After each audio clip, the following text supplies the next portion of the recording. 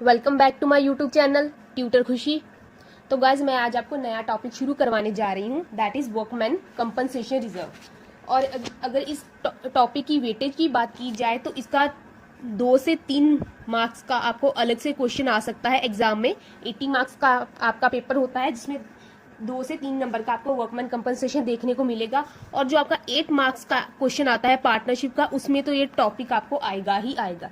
तो ये one of the most important topics में से एक हो गया पार्टनरशिप की। ठीक है, 2 से 3 नंबर के लिए भी आपको डाला जा सकता है और 8 मार्क्स का जो पार्टनरशिप का होता है उसके साथ भी इसको डाला जा सकता है। जरूरी नहीं है कि ये change in profit sharing ratio between existing partners उसी चैप्टर में आएगा। ये आपको एडमिशन में देखने को भी मिल सकता है, आपको रिटायरमेंट में भी देखने को मिल सकता है। ऐसा कोई नहीं है कि इसी चैप्टर का है तो इसी चैप्टर में आएगा और किसी चैप्टर के साथ क्वेश्चन के साथ इसको अटैच करके नहीं डाला जा सकता।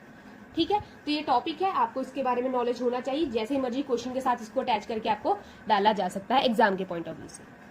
तो सबसे पहले हम क्या है वर्कमैन कंपनसेशन रिजर्व का मीनिंग देख लेते हैं। क्या होता है workman compensation reserve? Workman compensation reserve out of profit create होता है, out of profit. Workman compensation reserve create होता है out of profit. Why to create? Why, क्यों क्रिएट करना है, जरूरत क्यों है क्रिएट करने की? वर्कमैन कंपनसेशन रिजर्व क्रिएट होता है किसके लिए? इंप्लॉइज के लिए, इंप्लॉइज के लिए या फिर वर्क फोर्स के लिए, वर्क फोर्स के लिए। ठीक है, आपको अगर छोटी सी आपको समझाने के लिए मैं एक एग्जांपल ले रही हूँ। मान लीजिए आपका कोई वर्कर है, आप फर्म है, फर्म में प्रोडक्शन होती है और प्रोडक्शन के दौरान किसी वर्कर को क्या है चोट लग जाए और चोट लग जाती है तो उसका जो खर्चा है ट्रीटमेंट का, जो भी पैसा है वो कौन पे करती है? वो फर्म पे करती है। तो वो खर्चा कहाँ से पे करना है? वो out of workman compensation reserve पे करना है। ठीक है, और चोट लग जाती है तो ऑफकोर्स वो 1 महीने के लिए या 1.5 महीने के लिए, 15 दिन के लिए, 10 दिन के लिए काम पे नहीं आ सकता, तो उस दिन का उसको पे भी करना पड़ता है ना फर्म को। तो ऐसा थोड़ी है कि इतने जितने दिन वो काम पे नहीं आ पाया उस दिन के उसकी पैसे काट लो, ऐसा नहीं होता है फर्म में। वो अगर चोट लगने की वजह से उसे वो काम पे नहीं आ पा रहा तो उस दिन का पे भी उसे मिलता है, उसका ट्रीटमेंट का खर्चा भी फर्म देती है। वो कहाँ से देती है? Out of workman compensation reserve. ये सिर्फ चोट लगने की बात नहीं है, अगर किसी वर्कर ने या किसी रीजन की वजह से कोई कोर्ट केस पेंडिंग है फर्म का और वर्कर्स का, अगर वो क्लेम आ जाता है, अराइज हो जाता है, वो क्लेम भी out of workman compensation reserve पे होगा।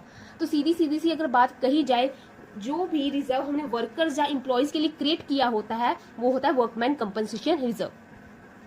तो ये आपको मैंने समझा दिया क्या होता है वर्कमैन कंपनसेशन रिजर्व। इसका क्वेश्चन कैसा आएगा एग्जाम में ये मैं आपको अभी बता देती हूँ। ऐसा क्वेश्चन आ सकता है, इसके ऐसे 5 केसेस बनते हैं। आपको कोई भी केस एग्जाम में आ सकता है, मैं 5 केसेस आपको करवा दूंगी और आपका क्या है टॉपिक कंप्लीट हो जाएगा। तो हम क्या है क्वेश्चन को रीड करते हैं। बैलेंस शीट दी है, बैलेंस शीट का एक एक्सट्रैक्ट बनाया गया है और लिखा गया है liabilities amount, assets and amount, और लाइबिलिटी साइड लिखा गया है वर्कमैन कंपनसेशन रिजर्व। वर्क जितने भी रिजर्व हो, चाहे वो जर्नल रिजर्व हो, कैपिटल रिजर्व हो, जहाँ इन्वेस्टमेंट फ्लक्चुएशन रिजर्व हो, वो क्या है लाइबिलिटी साइड में लिखा जाता है। ठीक है, वर्कमैन कंपनसेशन रिजर्व फर्म ने क्रिएट किया हुआ है 1,20,000 का। दैट मीन कि फर्म ने 1,20,000 रुपए अलग से रख दिए गए हैं कि कल को कोई क्लेम आ जाता है किसी वर्कर का, किसी वर्कर को चोट लग जाती है तो हम कहाँ से उसका क्लेम पे करेंगे? आउट ऑफ दिस अमाउंट, इस अमाउंट में से उसका खर्चा पे कर देंगे। तो इसके केसेस क्वेश्चन इसका कैसे आता है एग्जाम में अभी देख लीजिए। मैं आपको एक छोटे से और एग्जाम्पल के साथ समझा देती हूँ। मान लीजिए ए एंड बी पार्टनर्स है। ठीक है, पार्टनर्स हैं तो उनका प्रॉफिट मान लीजिए 1 लाख है और रेशो है इक्वल। तो 50,000 किसको मिलेगा? ए को मिलेगा और 50,000 ही किसको मिलेगा? बी को मिलेगा। ये ए को मिलेगा, ये बी को मिलेगा। पर वर्कमैन कंपनसेशन रिजर्व हमने क्रिएट, ये प्रॉफिट है। ठीक है, workman compensation reserve out of profit create होता है। मान लीजिए फर्म ने क्या किया, इसमें से 20,000 का क्या है वर्कमैन कंपनसेशन रिजर्व रख लिया, 20,000 का वर्कमैन कंपनसेशन रिजर्व रख लिया और बाकी का जो बचा है 80,000 वो पार्टनर्स में बांट दिया। तो पार्टनर्स में कितने कितने पैसे आ गए? 40,000 और 40,000। अभी बच्चे पूछा भी था मुझे किसी बच्चे ने जो मेरे घर से पढ़ने के लिए आते हैं मेरी कोचिंग क्लासेस में, उसने पूछा था कि मैम ऐसा क्यों करते हैं, पार्टनर्स को 50,000 मिल रहा था प्रॉफिट, अगर उन्होंने वर्कमैन कंपनसेशन के लिए पैसे निकाल दिए तो उनको कितना 40,000 मिलना शुरू हो गया।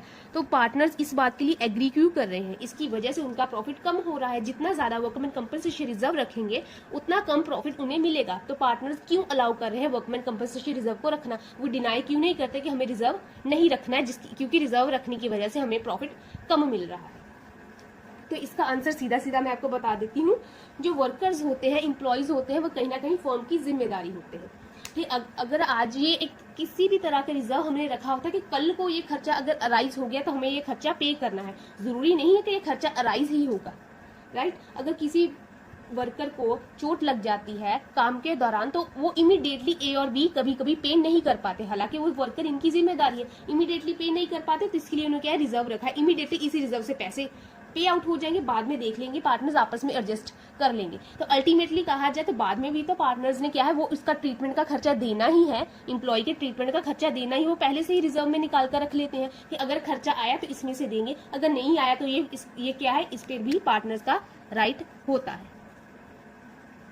ये कैसे में आपको अभी क्वेश्चन है, आपको अच्छे से और क्लियर कर पाऊंगी क्वेश्चन के साथ में ही, तो ऐसी कोई दिक्कत की बात नहीं कि आपको समझ में नहीं आएगा।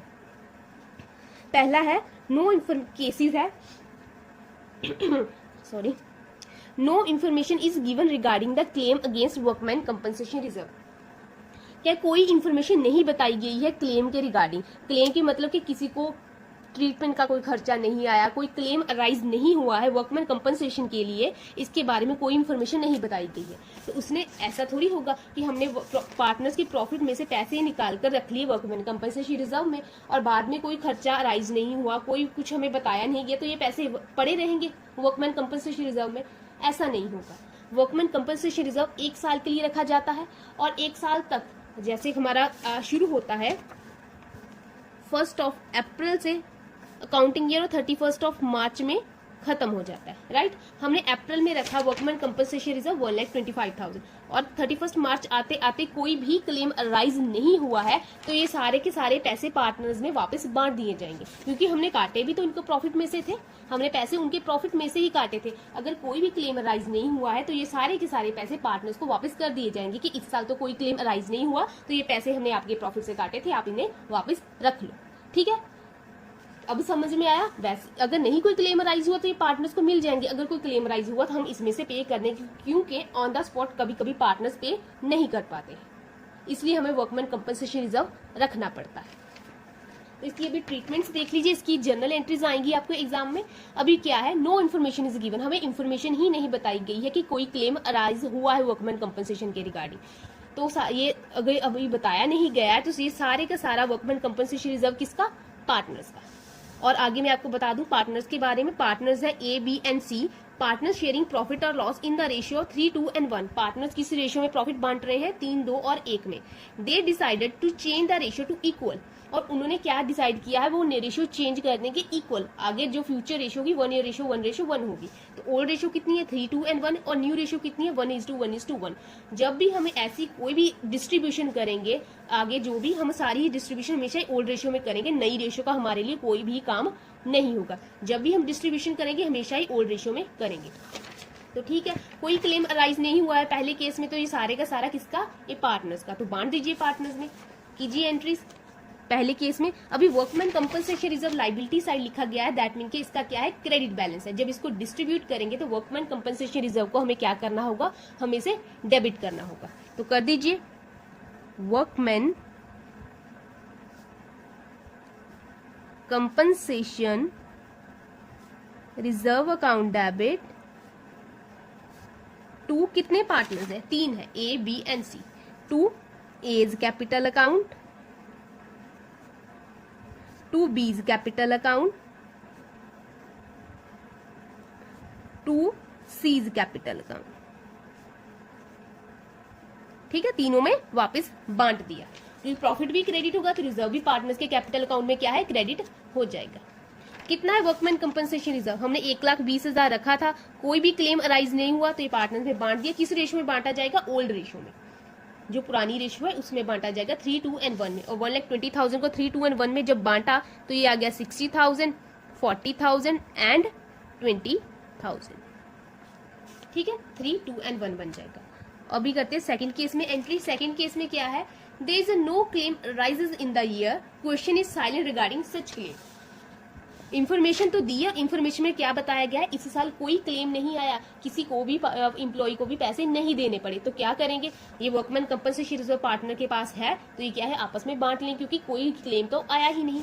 सेम एंट्री हो जाएगी, सेम एंट्री पहले वाली रिपीट हो जाएगी, सेम एंट्री एज 1। ठीक है, एंट्री रिपीट हो जाएगी। अब बारी आती है थर्ड केस की। अब थर्ड केस में क्या है, claim against workman compensation reserve is 90,000। Claim कितना है, 90,000।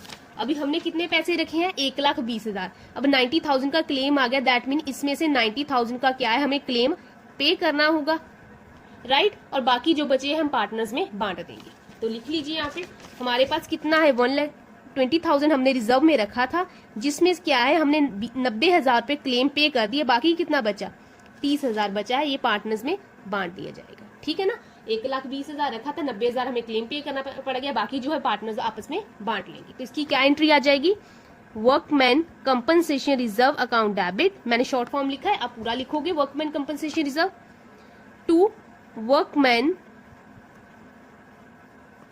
Compensation claim account.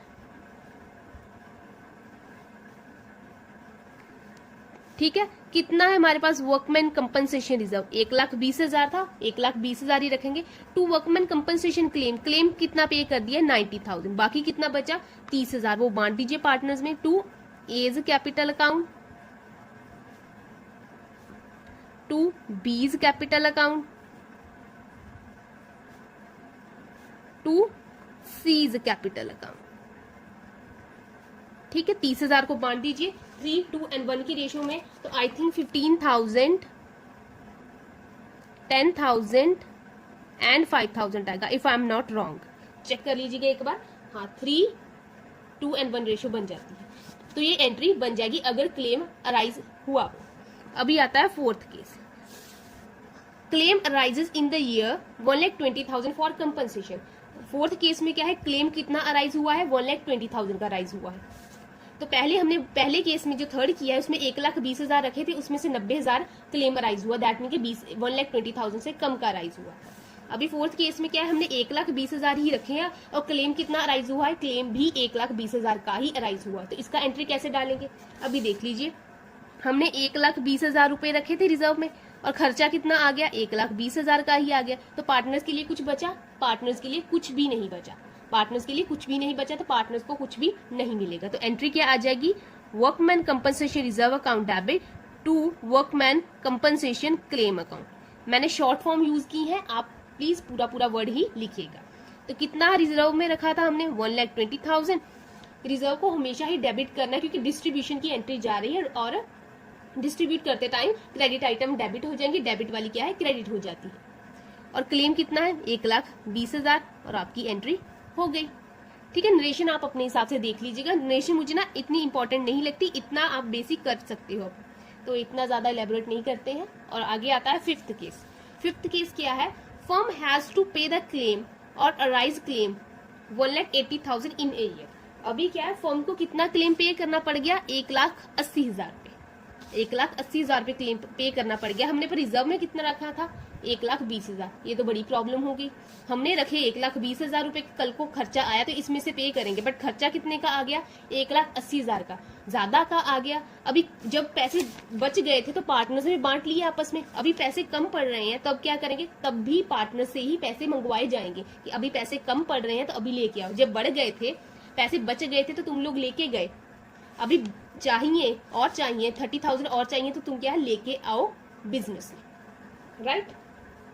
तो इसका एंट्री देख लीजिए, आपको एंट्रीज में ही समझ आ जाएगा। और एक और चीज यहाँ पे मैं पेमेंट की, चलो मैं कंबाइन करवा देती हूँ आगे आकर, वो स्किप हो गई पेमेंट की एक एंट्री। तो एंट्री आ जाएगी workman compensation claim account debit. कितना रखा है हमने workman compensation, sorry workman compensation reserve account debit to workman compensation claim account debit. Claim कितना रखा है हमने, 1,80,000 भी देखिए हमने रिजर्व में रखे थे 1,20,000 रुपए, कितना क्लेम पे करना पड़ गया 1,80,000 रुपए। ठीक है, तो जो 60,000 रुपए हम क्या है वो डाल देंगे रियलाइजेशन अकाउंट में। 60,000 रुपए क्या है रियलाइजेशन अकाउंट में चले जाएंगे और हमारी एंट्री यहाँ पे पूरी होगी।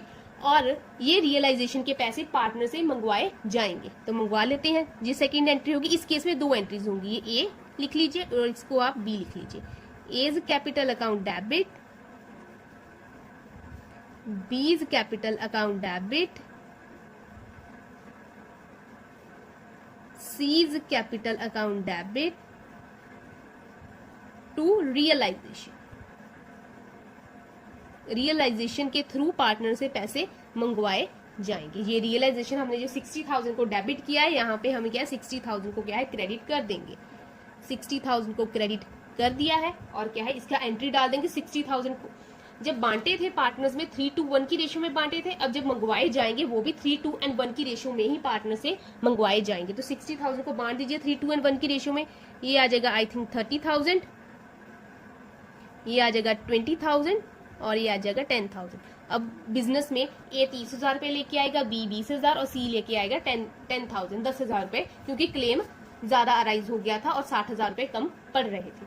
अभी एक बारी आती है अगर क्लेम पे हो रहा हो, इफ क्लेम पे भी हो रहा साथ में, तो क्लेम को पे कर देंगे। जब भी हम कुछ पे करते हैं तो बैंक अकाउंट या कैश अकाउंट हमारा क्रेडिट होता है, तो हम लिखेंगे वर्कमैन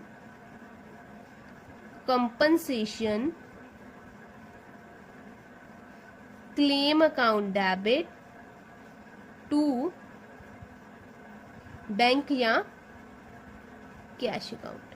कितना क्लेम पे किया है, यहाँ पे हमने पे किया 90,000 तो अमाउंट चली जाएगी 90,000। यहाँ पे पे किया है हमने 1,20,000 तो अमाउंट आ जाएगी 1,20,000। यहाँ पे क्लेम कितना पे किया 1,80,000 तो हम यहाँ पे एंट्री कर देंगे 1,80,000। ये तीनों के साथ अटैच कर लीजिएगा, बाय मिस्टेक मेरे से क्या है स्किप हो गई है। हमने क्या है तीनों जो क्लेम अराइज हुआ था उस क्लेम को हमने पे भी कर दिया है। Workman compensation claim account debit to bank account या कैश अकाउंट। ठीक है, तो ये क्या है पांचों केसेस मैंने आपको करवा दिए हैं वर्कमैन कंपनसेशन रिजर्व के। अगर फिर भी आपको ना समझ में आया हो या आपको कोई दिक्कत आई हो तो आप मुझे कमेंट सेक्शन में बता सकते हैं, या मेरे इंस्टाग्राम चैनल पर क्या है आप डीएम कर सकते हैं। मैं हमेशा आंसर करती हूँ बच्चों का, बच्चे मुझसे पूछते भी हैं। तो मेरी तरफ से वर्कमैन कंपनसेशन रिजर्व का जो टॉपिक है मैंने कंप्लीट करवा दिया है। अभी इसका नेक्स्ट कोई भी क्वेश्चन नहीं करवाऊंगी मैं अलग से। हाँ, अगर बड़े क्वेश्चन के साथ अटैच करके आ गया तो देन मुझे करवाना ही पड़ेगा, बट मैं वहां पे अच्छे से नहीं समझाऊंगी क्योंकि मैंने एक पूरा लेक्चर आपको वर्कमैन कंपनसेशन रिजर्व समझाने के लिए लगा दिया है। तो आज के लिए इतना रखते हैं, कल मैं आपको इन्वेस्टमेंट फ्लक्चुएशन रिजर्व करवाऊंगी। आज के लिए थैंक यू सो मच।